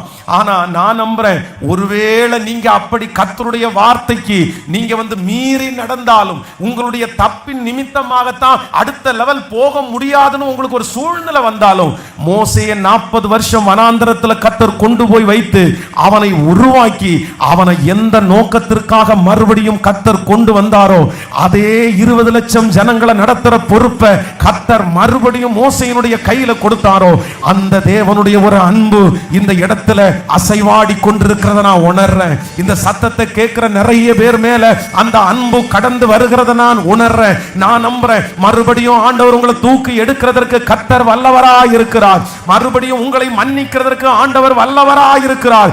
இந்த புதிய வருடத்துல ஆண்டவர் உங்க கரத்தை பிடிச்சு கர்த்தர் கொண்டு போகும்போது கர்த்தர் சொல்லுகிறார், நான் இனி பழையதை நான் நினைக்க மாட்டேன், முன் நடந்ததை நான் நினைக்க மாட்டேன். கர்த்தர் சொல்றார், நான் அதை முதுகுக்கு பின்பாக போடுறேன், அதை பாதாளத்தில் அழிச்சு போடுகிறேன். இன்றையிலிருந்து ஒரு புதிய வாழ்க்கையை கர்த்தர் ஆரம்பிக்கிறார். இந்த இரவிலிருந்து சிலர் புதிய வாழ்க்கையை கர்த்தர் ஆரம்பிக்க போகிறார். உங்க பாக்கெட்ல இருக்கிறதை எடுத்து போட்டுருங்க பிரதர். இன்னைக்கு ஒரு தீர்மானம் எடுத்துருங்க பிரதர். கர்த்தர் கிருபையா வாக்கு கொடுக்கிறாரு, நீ ராயனுக்கு முன்பாக நீ நிக்கணும், நீ ராயனுக்கு முன்பாக நீ நிக்கணும். நீ எச்சரிப்பை மீறின படகு. ஆண்டவர் உங்ககிட்ட பல டைம் உங்கள்கிட்ட சொன்னாரு, வேணாப்பா, இது ரொம்ப பாவம், இது ரொம்ப தப்பு, நீ வெளியே வந்துரு, நீ அந்த இடத்துல இருக்காத. அவன் மோசமானது, அந்த நபர் மோசமான ஆளு. உன் சரீரத்திற்கு மட்டும்தான் ஆசைப்படுறான், உன்னுடைய பணத்திற்கு மட்டும்தான் ஆசைப்படுறான், இந்த சூழ்நிலைக்கு மட்டும்தான் ஆசைப்படுறான். நீ நம்பாத. எத்தனை எச்சரிப்பா ஆண்டவர் கொடுத்தாரு. ஆனா என்னமோ தெரியல, எல்லா எச்சரிப்பையும் கேட்டு மீறி இன்னைக்கு எல்லாத்தையும் இழந்து கடன்காரரா மாற்றப்பட்டு இன்றைக்கு இந்த இடத்துல வந்து நிற்கிறதா ஆவியானவர் உணர்கிறார். உங்ககிட்ட நேருக்கு நேரம் ஆண்டவர் என்கவுண்டர் பண்றாரு. இல்ல, நான் உன்னை மறுபடியும் உன்னை தூக்கி எடுப்பேன். முன்னானவைகள் எல்லாத்தையும் நான் மறக்க போறேன், எல்லாத்தையும் தூக்கி போட போறேன். நீ திரும்பி வருவாயானால், நீ ஒரு புதிய மனுஷனாய் வருவாயானால், இதோ இளைய குமாரனுக்காக தன்னுடைய தகப்பன் எதிர்பார்த்து கொண்டிருந்தது போல உங்களுக்காக எதிர்பார்த்து கொண்டிருக்கிறார். நம்புறவங்க கரங்களை தட்டி முழு பலத்தோடு, இயேசுவே நான் வர்ற ஆண்டவரே, நன்றியப்பா, நன்றி. ஹல்லேலூயா, ஆமென். எச்சரிப்பை மீறினது போதும். தண்டனை ஆண்டவர் கட்டுப்படுத்தி நிறுத்துறத மீறினது போதும். இங்க ஒரு படகு இருக்குது, இங்க ஒரு கப்பல் இருக்குது. இந்த கப்பல் எந்த கப்பல் அப்படின்னா, இது அக்கறைக்கு போகிறதற்கு தடையா இருக்குது. எதனாலன்னா, இது கொடுக்கப்பட்ட எச்சரிப்பை என்ன பண்ணிச்சுன்னா மீறிடுச்சு. நம்பர் 1, முதலாவதாக எதிர்காற்றினாலே நிற்கிற அந்த படகை ஆண்டவர் எங்க தள்ளுறாருன்னா முன்னோக்கி தள்ளுறாரு. நம்பர் 2, இரண்டாவதாக எச்சரிப்பை மீறி இருதயத்துக்குள்ளே குற்ற மனசாட்சியோட நிற்கிற நிறைய கப்பல்களை ஆண்டவர் என்ன பண்றாருன்னா இன்னைக்கு மறுபடியும் முன்னோக்கி தள்ளுறாரு. இல்ல நீ எங்க நிக்கணும் அப்படின்னு சொன்னா, ராயனுக்கு முன்பாக. கர்த்தர் மன்னிச்சாருன்னா எல்லாரும் மன்னிப்பாங்க. கர்த்தர் ஏற்றுக்கொண்டாருன்னா இந்த உலகமே உங்களை ஏற்றுக்கொள்ள ஆரம்பிக்கும். ஹல்லேலூயா. இன்னைக்கு ஏற்றுக்கொள்ளாம இருக்கிறவங்க கூட கர்த்தர் மன்னிக்க ஆரம்பிச்சாருன்னா நிச்சயமாய் உங்களை ஏற்றுக்கொள்ளுகிற ஒரு நாள் சீக்கிரம் வரும். சோ நம்பர் 3, மூன்றாவதாக இந்த கப்பலுக்கு இன்னொரு விஷயம் இருக்குது. வாசிக்கலாம், 27ஆம் அதிகாரத்தினுடைய 18, 19 வாசிக்கலாமா? ஆமென். இந்த செய்தியை கேட்கும் போது அப்படியே ஜெபம் பண்ணிட்டே இருங்க. ஆண்டவர் அக்கறைக்கு நம்மை கண்டிப்பா கொண்டு போக போறாரு. ஹல்லேலூயா. எல்லாரும் விழிப்பா இருக்கிறீங்களா? கைகளை அசைத்து காண்பீங்க, பார்க்கலாம். எல்லாம் நல்லா. ஆமென். ரொம்ப சந்தோஷமா இருக்குது உங்களை பார்க்கும்போது. நிச்சயமாகவே இவ்வளோ டைம்ல இந்த தூங்காம ஆண்டவருடைய வார்த்தையை கேட்கிறீங்கல்ல, அவருடைய வார்த்தைக்கு நடுங்குகிறவர்களை அவர் நோக்கி பார்க்கிற தேவனாய் இருக்கிறார். ஹல்லேலூயா. ஆமென். 18, 19 மேலும் பெரும் காற்று மழையினால் நாங்கள் மிகவும் அடிபட்டபடியினால் மறுநாளிலே சில சரக்குகளை கடலிலே எறிந்தார்கள். 3ஆம் நாளிலே கப்பலின் தடவாளங்களை எங்கள் கைகளினாலே எடுத்து எறிந்தோம். நல்லா கவனிங்க. இப்போ இந்த 276 பேர் இருக்காங்கல்ல, இந்த கப்பல் மூவ் ஆயிட்டு இருக்குது. பயங்கரமான எதிர்காற்றா இருக்கிறதுனால இவங்களால ஒண்ணுமே பண்ண முடியல. அதனால இவங்க என்ன பண்ண ஆரம்பிச்சாங்க அப்படின்னு சொன்னா, இந்த கப்பலிலே இருக்கிற எல்லா பொருட்களையும் எடுத்து நிறைய கடல்ல வீச ஆரம்பிச்சிட்டாங்க. சாப்பிட்ற பொருட்களை எடுத்து வீச ஆரம்பிச்சிட்டாங்க, கொண்டு வந்த பொருட்களை எடுத்து வீச ஆரம்பிச்சாங்க. தளவாடங்களை எல்லாம் தூக்கி எல்லாத்தையுமே கடல்ல. ஏன்னா இது பாரமாயிடக்கூடாது. கப்பல் பாரமாயிடுச்சுன்னா தண்ணிக்குள்ள இறங்கிரும். அதனால கொஞ்சம் பாரத்தை கம்மி பண்ணிட்டோம்னா எப்படியாவது இந்த புயலுக்கு தப்பிச்சிடலான்னு சொல்லி இந்த கப்பலில சேர்த்து வச்சிருந்தது, பணம் கொடுத்து வாங்கினது, அது இவங்களுக்கு சாப்பிடக்கூடியது எல்லாவற்றையும் தூக்கி அந்த கடலிலே போடுறாங்க. இந்த கப்பலுக்கு இன்னொரு பேர் நான் வச்சிருக்கிறேன். என்ன கப்பல் அப்படின்னா, நஷ்டமான கப்பல், எல்லாத்தையும் இழந்து நிற்கிற கப்பல், எல்லாத்தையும் தூக்கி போட்ட கப்பல். நான் விசுவாசிக்கிறேன், அக்கறைக்கு போவதற்கு பிரயாசப்பட்டு, அடுத்த நெக்ஸ்ட் லெவல் போகிறதுக்கு பிரயாசப்பட்டு, அடுத்த உயர்வுக்கு எப்படியாவது போகணும்னு ஆசைப்பட்டு கடன் வாங்கி அதை பண்ணி இதை பண்ணி நிறைய இன்வெஸ்ட்மெண்ட் பண்ணி எல்லாத்தையும் நஷ்டமடைஞ்சு இன்னைக்கு ஒரு வெறும் படகை போல இருக்கலாம். பாஸ்டர், எல்லாத்தையும் நான் தூக்கி போட்டுட்டேன், எதுவுமே எனக்கு கை கொடுக்கல, எல்லாமே என்னை விட்டு போயிருச்சு, நான் எப்படி ராயனுக்கு முன்பாக நிற்பேன்? நான் எப்படி அடுத்த லெவல் போவேன்? நான் அடுத்த லெவல் போறதுக்கு வாய்ப்பு இல்லை. காரணம் என்னன்னா, என் படகு நஷ்டமான படகு, எல்லாத்தையும் நான் இழந்துட்டேன், என்கிட்ட ஒன்றும் இல்லை. இனி எனக்கு 10 வருஷத்துக்கு முன்னாடி இது சொல்லியிருந்தீங்கன்னா நான் நல்லா பண்ணியிருக்கலாம். 10 வருஷத்துக்கு முன்னாடி ஒரு ஆப்பர்ச்சுனிட்டி கிடைச்சா நான் வந்திருப்பேன். ஆனா இப்போ ஜீரோவா இருக்கிறேன், இப்போ ஒன்றும் இல்லை, இப்போ நான் நிறைய நஷ்டப்பட்டேன், எனக்கு நிறைய நஷ்டம். நான் அடுத்த லெவல் போக முடியுமான்றது எனக்கு தெரியல. இந்த நஷ்டத்தை என்னால் ஈடுகட்ட முடியாது. இந்த நஷ்டம் எத்தனை வருஷம் எனக்கு தொடரும்னே தெரியாது. நான் வியாதியினால இழந்துட்டேன், நான் மன போராட்டத்தினால, ஏதோ ஒரு காரியத்தினால எல்லாத்தையும் இழந்து நிற்கலாம். ஆனா அந்த கப்பலில் தான் ஆண்டவருடைய வார்த்தை வருது, பவுலே பவுலே நீ பயப்படாதே, நீ ராயனுக்கு முன்பாக, நீ ராயனுக்கு முன்பாக. இதுவரைக்கும் நீங்க இழந்தது உங்க கையினால சம்பாதிச்சது, இதுவரைக்கும் நீங்க இழந்தது உங்க படிப்பினால சம்பாதிச்சது, இதுவரைக்கும் நீங்க இழந்தது உங்க திறமையினால சம்பாதிச்சது. ஆனா நான் நம்புறேன், இந்த வருஷத்திற்கு பிற்பாடு இனி கர்த்தர் உங்களுக்கு கொடுக்க போறாரு. உங்க பலன் அல்ல, உங்க ஞானம் அல்ல, ஆண்டவர் உங்களுக்கு தருவார். கர்த்தர் கொடுக்கிறத இனி நீங்க இழக்க முடியாது. உங்க பலத்தால சம்பாதிச்ச எல்லாத்தையும் நீங்க இழந்துட்டாலும் தேவன் உங்களுக்கு திரும்ப தருவார். அவர் கொடுத்ததை கண்டிப்பாக இழக்க முடியாது. அவர் உங்களுக்கு நீடிய காலமாக வைக்கிறதற்காக. ஹல்லேலூயா! எத்தனை பேர் ஆமோதிக்கிறீர்கள்? என்னை கரை சேர்க்கிற கர்த்தர் என்னோடு கூட இருக்கிறார். அவர் நற்கிரியை தொடங்கினவர் என கடைசி வரையிலும் நடத்துகிறதற்கு வல்லவராயிருக்கிறார். நம்பர் 1, முதலாவதாக எதிர்காற்றினால் அடிப்பட்ட கப்பல். நம்பர் 2, இரண்டாவதாக எச்சரிப்பை மீறி தரிசனத்தை இழந்த கப்பல். நம்பர் 3, மூன்றாவதாக நஷ்டமான கப்பல். ஆனா இந்த கப்பல்ல யார் இருக்கான்னா கர்த்தர் கூடவே இருக்கிறார். உங்க நஷ்டங்கள் சீக்கிரமாய் மாற போகிறது. நீங்க இழந்ததை திரும்ப நீங்கள் பெற்றுக்கொள்ள போகிறீர்கள். எந்த கடலிலே நீங்கள் தூக்கி போட்டீர்களோ அதே போல இன்னொரு ஆசீர்வாதமான கடலை கர்த்தர் உங்களுக்கு எடுக்க பண்ணுகிறது மாதிரி ஒரு கடலை கர்த்தர் தரப்போறாரு. எந்த இடத்துல கோடாரி உருவி விழுந்துச்சோ அதே இடத்துல தீர்க்கதரிசியின் மூலமாய் அந்த கோடாரியை மிதக்க பண்ணி நீ போய் எடுத்துக்கொள் என்று அந்த ஊழியக்காரன் சொன்னது போல இது தீர்க்க தரிசனமான வார்த்தை.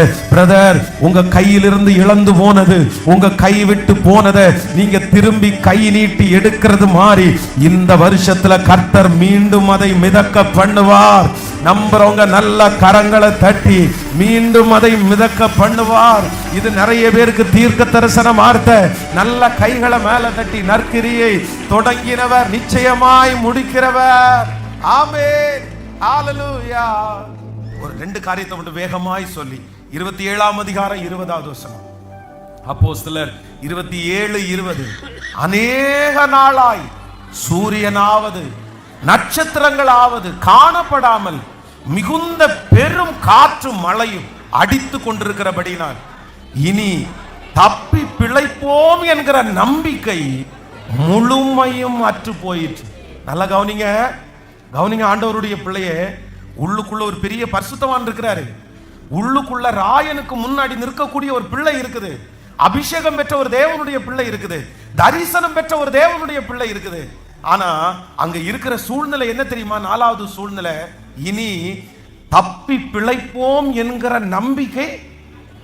சொல்லுங்க, பக்கத்துல கையை பிடிச்சு சொல்லுங்க, தப்பி பிழைப்போம் என்கிற நம்பிக்கை. அப்படின்னா இனி சான்ஸே, இனி வாய்ப்பே, இனி வாய்ப்பு இல்லைங்க, இனி வாய்ப்பு இல்லை.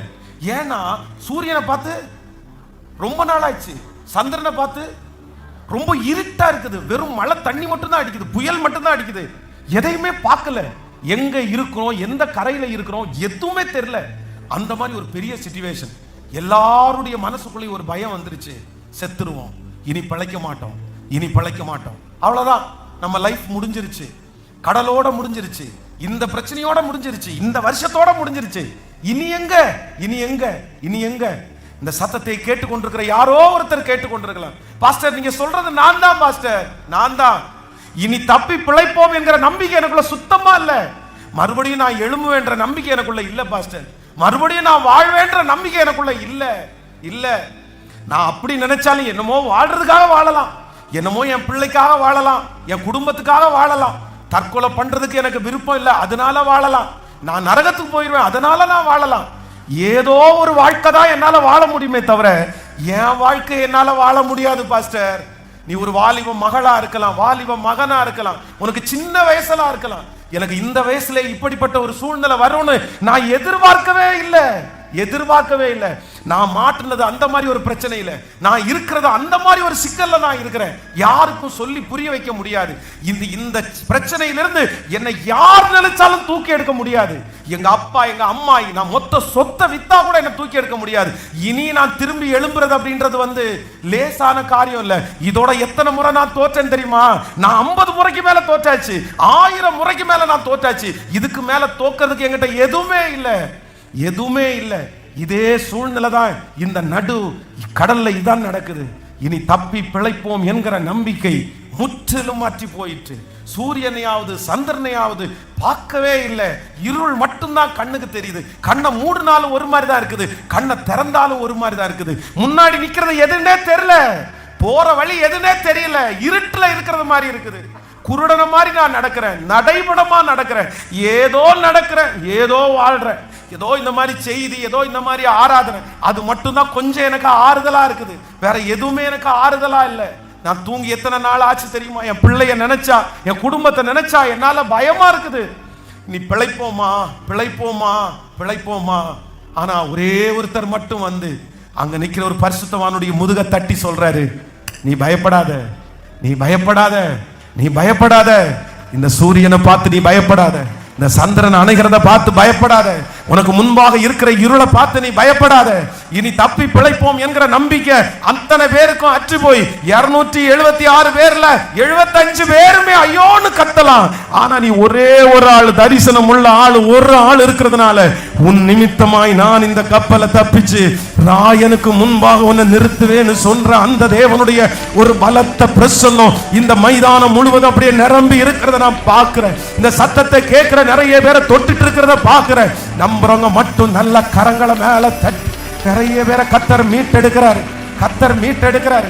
இல்ல இல்ல, நீ எழும்பித்தான் ஆகணும் மகனே, மகளே, நீ எழும்பித்தான் ஆகணும். நல்ல கைகளை தட்டி ஜெபிச்சுட்டு ஜெபிச்சுட்டு ஜெபிச்சுட்டு ஆமென் ஆமென்.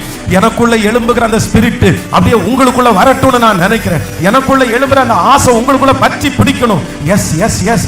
கர்த்தருடைய வருகை தாமதிச்சா அடுத்த வருஷம் உங்களுக்கு முன்னாடி மேடையில நிக்கும் போது நான் இப்படி இல்லை, நீங்களும் இப்படி இல்லை, கர்த்தர் உங்களை ராயனுக்கு முன்பாக நிக்க வச்சார்ன்ற ஒரு சந்தோஷத்தோட நீங்க நிக்கிறத பரிசுத்த ஆவியானவர் பார்த்து சந்தோஷப்படணும், பரலோகம் பார்த்து சந்தோஷப்படணும். சுற்றி இருக்கிற நிறைய பேரு இவர்களுக்கு கர்த்தர் பெரிய காரியத்தை செய்தார் என்று புறஜாதிகளுக்குள்ளே சொல்லிக் கொண்டார்கள். ஹalleluya ஹalleluya. என்னை கரை சேர்க்கிற ஒருவர் என் கப்பலிலே என்னோடு கூட இருக்கிறார். சொல்லுங்க பார்க்கலாம், 3 விசை சொல்லுங்க. அக்கரைக்கு போம் வாருங்கள். சொல்லுங்க எல்லாரும், அக்கரைக்கு போம். ஆமென். ஒரு 2 பேரை கையை பிடிச்சு சொல்லுங்க, அக்கறைக்கு. நெக்ஸ்ட் லெவல் சொல்லுங்க, நெக்ஸ்ட் லெவல், நெக்ஸ்ட் லெவல் சொல்லுங்க. எல்லாரும் சொல்லுங்க, நெக்ஸ்ட் லெவல். சத்தமா சொல்லுங்க, நெக்ஸ்ட் லெவல். சிரிப்போட சொல்லுங்க, சந்தோஷத்தோட சொல்லுங்க, சந்தோஷத்தோட சொல்லுங்க.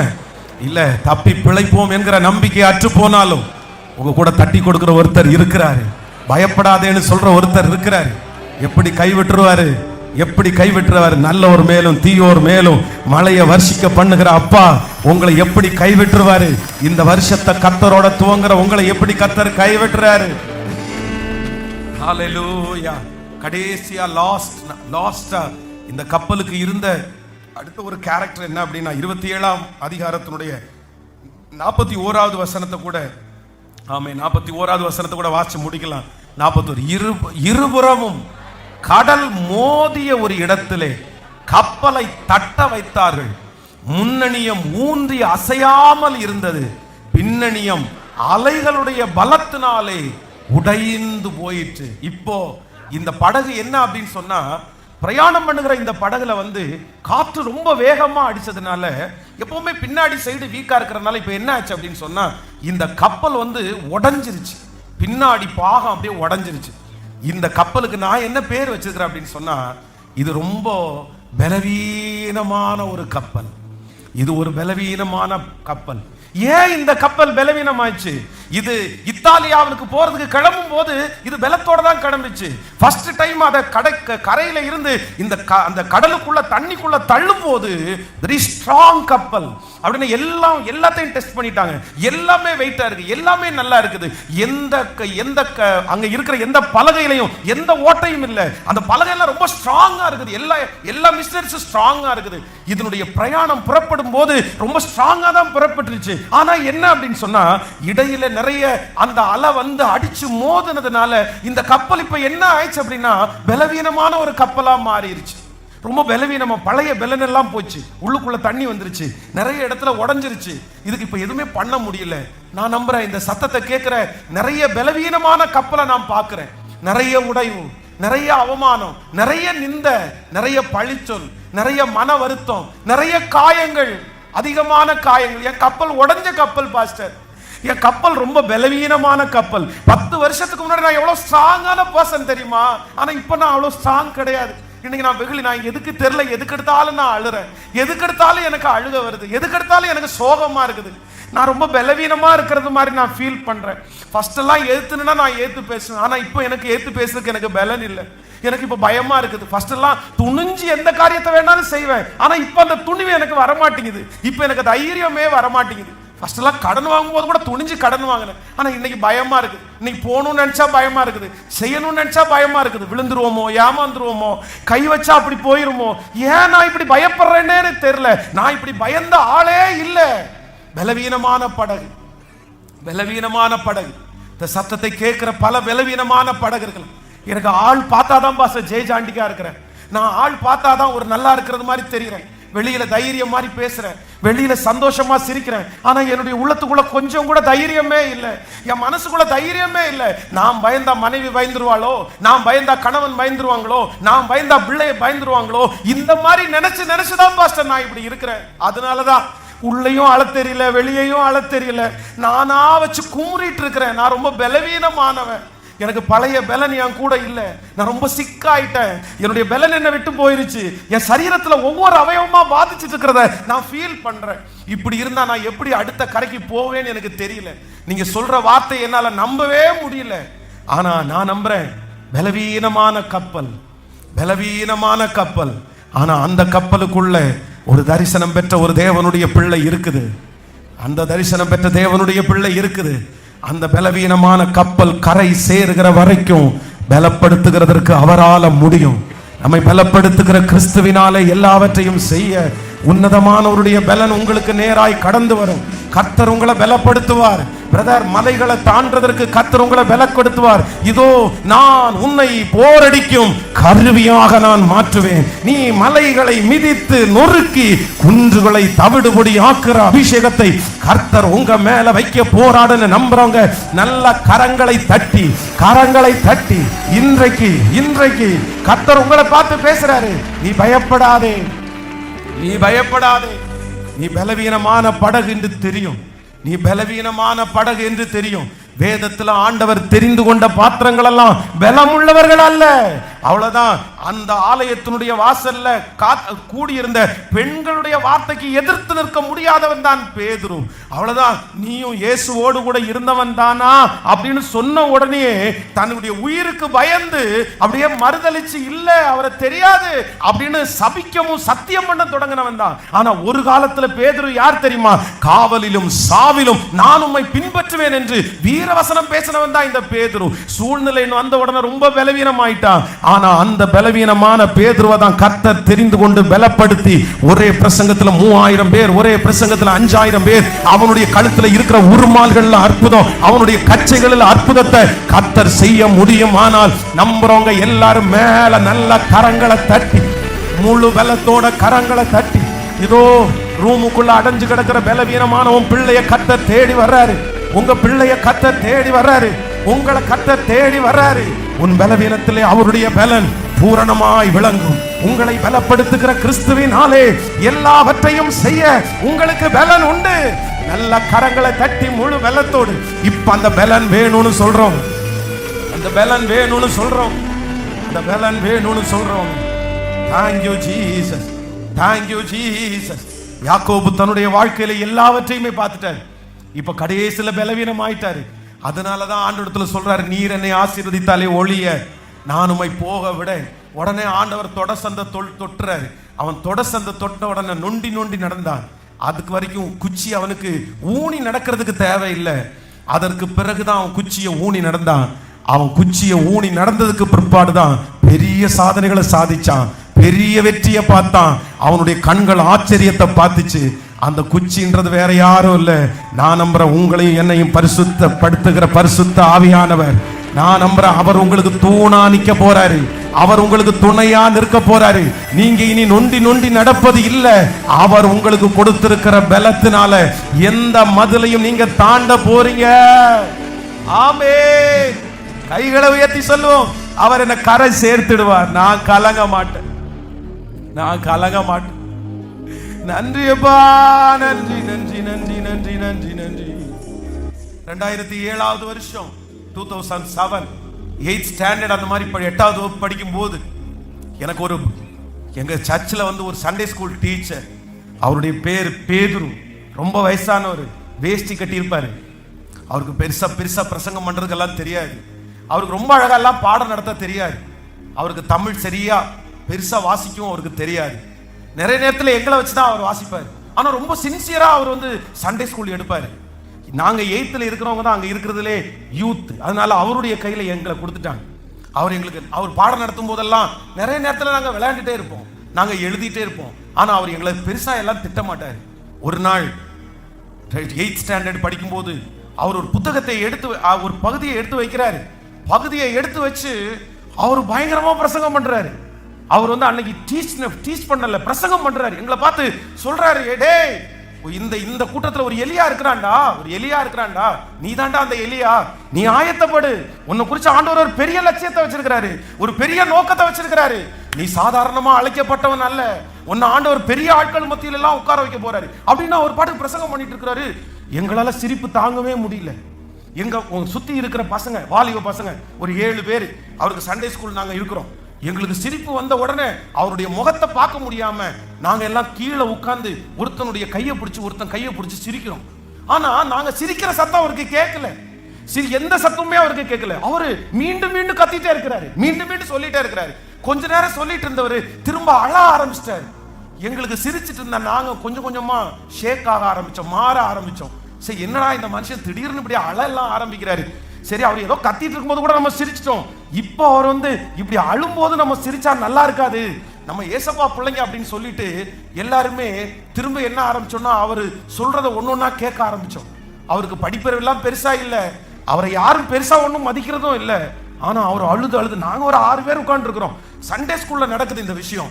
அழுறாரு அழுது சொல்றாரு, இல்ல இதுல ஒருத்தன் பெரிய ஊழியக்காரன், இதுல ஒருத்தன் ஒரு பெரிய ஊழியக்காரனா மாற போறான், இவன் ஆண்டவர் பயன்படுத்த போறாரு, இன்னொருத்தனை இப்படி பயன்படுத்த போறாரு. அவர் பார்த்துக்கு நீங்க ஆயத்தப்படு, நீ ரெடி ஆயிரு, ஆண்டவர் மேல ஒரு திட்டம் வச்சிருக்கிறாரு. கொஞ்ச நேரம் அழுது முடிச்சுட்டு எல்லாருக்கும் ஜெபம் பண்ணி, எனக்குள்ள எந்த தாக்கம் வந்தது மாதிரி எனக்கு தெரியல, எங்க யாருக்குள்ளேயும் எந்த மாற்றம் வந்தது மாதிரி எனக்கு தெரியல. ஆனா இன்னைக்கு காலையில ஜெபத்துல இந்த வசனத்தை தியானிச்சுட்டே இருக்கும் போது, உன்னை அக்கறைக்கு கொண்டு போவேன், நீ ராயனுக்கு முன்னாடி நிக்கணும் அப்படின்ற அந்த வார்த்தைய பேசும்போது அப்படியே அந்த விஷயத்தை கத்தரியா கூட கனெக்ட் பண்ணாரு. கனெக்ட் பண்ணும்போது, டேய் நீ 8th ஸ்டாண்டர்ட் படிக்கும் போது நீ சொல்ற வார்த்தையை புரிஞ்சுக்கிற அளவுக்கு கூட உனக்குள்ள சக்தி இல்லை. அன்னைக்கு உனக்கு எந்த படிப்பறிவும் இல்லை, நீ இந்த மாதிரி நிப்பன்றதுக்கு எந்த ஆதாரமும் எனக்கு இல்லை. ஏன்னா அன்னைக்கெல்லாம் என் குடும்பம் பஞ்சத்துல அடிபட்ட குடும்பம், அன்னைக்கு சாப்பாட்டுக்கே பிச்சை எடுக்கிற நிலைமை, துணிமணியை சரியா போடுறதுக்கு இல்லை, என் வயிறு எப்பவுமே ஒட்டி கிடக்கும், எல்லாத்துக்குமே ஆசைப்படுவோம், முட்டைக்கு ஆசைப்படுகிறேன், ஒரு முட்டை கிடைக்காதா அப்படின்னு ஆசைப்பட்ட நாட்கள், ஒரு கறித்துண்டு கிடைக்காதா அப்படின்னு ஆசைப்பட்ட நாட்கள். அன்னைக்கெல்லாம் இந்த தரிசனத்தை ஆண்டவர் பேசும்போது, நீ ராயனுக்கு முன்னாடி நிக்கணும்னு பேசும்போது, நோ வே, எந்த வழியுமே இல்லை, யாருமே இல்லை. அன்னைக்கு என் படகு பலவீனமான படகு, அன்னைக்கு என் படகை மதிப்பார் யாருமே இல்லை, எனக்குள்ளே அந்த நம்பிக்கை இல்லை.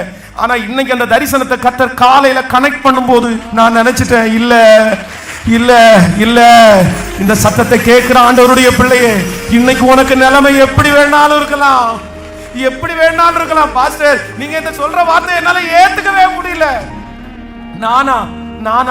நான் எப்படி அந்த கரைக்கு போவேன், நான் எப்படி அடுத்ததுக்கு போக முடியும், நெக்ஸ்ட் லெவலுக்கெல்லாம் போறதுக்கு வாய்ப்பே இல்லை பாஸ்டர். இவ்வளவு பலவீனத்தோடையா, இவ்வளவு பிரச்சனையோடையா, எல்லாமே எனக்கு போச்சு பாஸ்டர். அந்த கப்பல் எப்படி பிரயாணம் பண்ணிச்சோ அதே போலதான் நான் இத்தாலியாவுக்கு பிரயாணம் பண்றது மாதிரி இருக்கிறேன். ஆனா அவர் சொல்ற வார்த்தை சொல்லும் போது நடக்கிறதுக்கு 1% கூட வாய்ப்பு இருக்காது. ஆனா ஏற்ற காலம் வரும்போது அந்த வார்த்தையை தடுத்து நிறுத்துறதற்கு ஒருத்தருமே இருக்க மாட்டாங்க. நான் நம்புறேன் நீங்க சீக்கிரமா அதை பார்ப்பீங்க. பிரதர், கர்த்தர் உங்களை கொண்டு பார்க்க வைப்பார். சிஸ்டர், உங்களை கொண்டு கர்த்தர் பார்க்க வைப்பார். எஸ், ஹalleluya. நீங்க ராயனுக்கு முன்பாக நிற்கிறதுக்கு ரெடி ஆகுங்க. எல்லாத்தையும் தூக்கி போடுங்க, எல்லா பலவீனத்தையும் தூக்கி போடுங்க. நீங்க மனசளவுல ரெடியானா போதும், நீங்க ஆண்டவரோட ரெடியானா போதும். நான் நம்புறேன் நீங்க இருக்கிற வரைக்கும் கர்த்தருக்காக வாழ போறீங்க. கர்த்தர் சொல்லுகிறார், நீ பவுலே, நீ பயப்படாதே, நீ பயப்படாதே, நீ பயப்படாதே. ராயனுக்கு முன்பாக, ராயனுக்கு முன்பாக நீ நிக்கணும், நிக்கணும். ஹalleluya. எத்தனை பேர் ஆமோதிக்கிறீர்கள்? சோ 5 விஷயத்தை சொல்லியிருக்கிறேன். 1, எதிர்காற்றினாலே பாதிக்கப்பட்ட படகு. நம்பர் 2, இரண்டாவதாக எச்சரிப்பை மீறி போய் விழுந்து போன படகு. நம்பர் 3, மூன்றாவது நஷ்டமான படகு. நம்பர் 4, இனி தப்பி பிழைப்போம் என்கிற நம்பிக்கை அற்று போன படகு. நம்பர் 5, பலவீனமான படகு. ஆனா இந்த படகுல இருக்கிற ஒரு தரிசனம் பெற்றவன் மூலமாய் நாங்கள் எல்லாரும் தப்பி கரை. நீங்க கடைசி வசனத்தை வாசிச்சு பாப்பீங்கன்னா ரொம்ப அழகா இருக்கும். இவ்விதமா எல்லாரும் தப்பி கரை சேர்ந்தார்கள். மற்றவர்கள் சிலர் பலகையின் மேலும் சிலர் கப்பல் துண்டுகளின் மேலும் போய் கரையேறவும் கட்டளையிட்டான். இவ்விதமாய் எல்லாரும் தப்பி 276 பேரும் ஒரு மனுஷன் மூலமாய் தப்பி கரை சேர்ந்தார்கள். உங்க மூலமா உங்க குடும்பம் தப்பி கரை சேரும். உங்க மூலமா 300 பேர் கரை சேர்வார்கள். உங்க மூலமா லட்சக்கணக்கான பேர் தப்பி கரை சேர்வார்கள். உங்களோட கனெக்ட் ஆகிற அத்தனை பேரையும் நீங்க மட்டும் இல்ல, நீங்க மட்டும் இல்ல, உங்க மேல இருக்கிற அபிஷேகம் அக்கறைக்கு நீங்க மட்டும் போகிறது இல்ல, அடுத்த லெவல் நீங்க மட்டும் போகிறது இல்ல, உங்க கூட ஒரு பெரிய கூட்டத்தையே கூட்டிட்டு போய் அதற்கு தலைவனாகிற அபிஷேகத்தை கர்த்தர் தரறாருன்னு சொல்றவங்க, நம்புறவங்க அப்படியே கை தட்டிட்டே எழும்பி நின்று அக்கறைக்கு போவோம். வாருங்க. எந்த பதிலும் சொல்லாதீங்க, நோன்னு எந்த பதிலும் சொல்லாதீங்க, வேண்டான்னு எந்த பதிலும் சொல்லாதீங்க.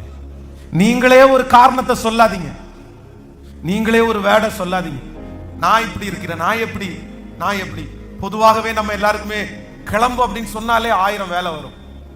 கிளம்பு அப்படின்னு சொல்லும் போதுதான் எல்லாமே வந்துடும். ஆமா, நான் வரல, நீ போறீங்களா, நீங்க போறீங்களா.